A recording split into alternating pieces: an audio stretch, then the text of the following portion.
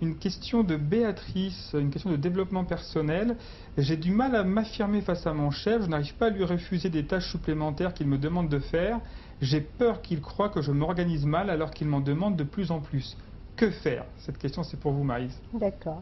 Alors, en fait, elle a beaucoup de mal à s'affirmer face à son chef qui lui demande de plus en plus de tâches à faire. Elle a peur de dire non, finalement. En fait, elle a peur de dire non, absolument. Donc, le premier conseil que je donnerais, c'est déjà de se poser des questions sur son organisation et la gestion de ses priorités. La deuxième, c'est la manière de dire non. Souvent, en fait, on a tendance à réagir très instinctivement. Or, le fait de dire « je ne peux pas », c'est comme si on fermait la porte en fait à un interlocuteur, on lui claquait la porte. Donc la manière de dire non est importante. Donc ce que je propose, c'est de commencer par une phrase plutôt centrée, ce que j'appelle sur le manager. Vous avez besoin de ce dossier pour quand? Quels sont les enjeux? Ce que je vous propose, c'est d'amener ces propositions et de voir ensuite, avec les enjeux du manager, d'avoir un accord. Ce qui se passe souvent, c'est que la personne n'ose pas. Donc la première chose, c'est déjà d'oser. Voilà. Et surtout de se centrer sur les besoins à la fois de son interlocuteur et à la fois sur ses propres besoins à soi, c'est-à-dire sa gestion de priorité. Ce que je constate souvent, c'est que les personnes pensent que le manager a en tête les dernières instructions qu'il a données à sa collaboratrice. Or, en fait, il s'est passé mille et une choses pour lui.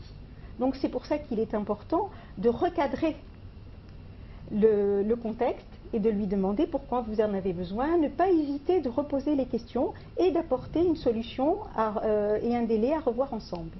D'accord. Si je peux me permettre d'apporter une précision sur ce problème d'organisation de travail et de savoir dire non, c'est certainement effectivement plus difficile pour un certain nombre de femmes lorsque elles se sentent un peu coupables, soit parce qu'elles viennent de revenir de congé maternité, soit parce qu'elles prévoient de l'être, soit bon.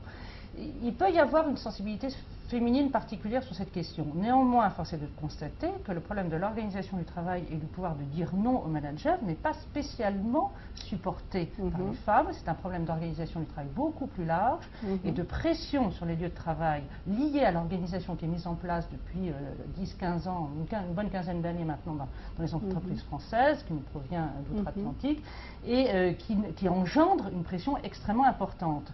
Et je plaidais ce matin un dossier qui concerne une grande entreprise automobile dans lequel il y a eu un certain nombre de suicides. Et un des leitmotifs des employés de cette entreprise, c'est de dire on ne peut pas dire non face à une charge de travail. Donc effectivement, il faut avoir en tête qu'il y a à la fois une personne devant soi, comme vous le rappelez très bien, et qu'il faut savoir s'adresser à cette personne-là, mais il faut être conscient aussi, en tant que femme, mais en tant que salarié, je vais dire de façon plus générale, ne pas simplement intérioriser le fait c'est parce qu'on est femme. C'est pas uniquement parce qu'on est femme qu'on doit résister à la pression, c'est de façon malheureusement beaucoup plus générale.